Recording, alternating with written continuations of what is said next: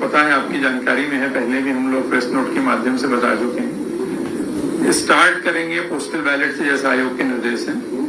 आधे घंटे के बाद जो वोटिंग मशीन है उनके माध्यम से गिनती शुरू होती है।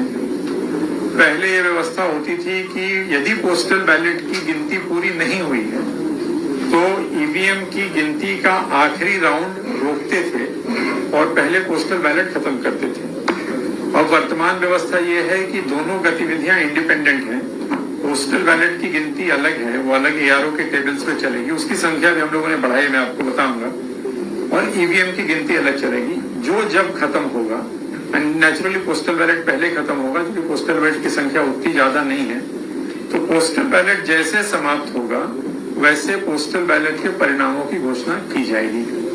ऐसा नहीं है कि पोस्टल बैलेट के रिजल्ट्स को रोक करके रखा जाएगा। जैसे किसी विधानसभा क्षेत्र के पोस्टल बैलेट की गिनती समाप्त होती है, आरओ द्वारा उसकी घोषणा की जाएगी। ईवीएम के जो मशीन्स हैं उनकी घोषणा राउंड वाइज होती है।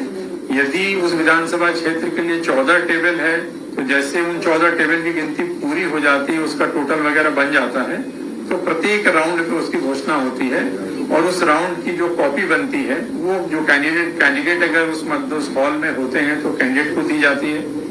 कैंडिडेट नहीं होते हैं तो उनके जो इलेक्शन एजेंट है उनको दी जाती है। इसी तरह से जो टेबल्स हैं, जिस टेबल पे ईवीएम मशीन की गिनती हो रही है, उस टेबल के लिए जो कैंडिडेट के एजेंट होते हैं, तो हर मशीन की गिनती के बाद उस मशीन में किस कैंडिडेट को कितने वोट मिले हैं वो भी एजेंटों को दिया जाएगा।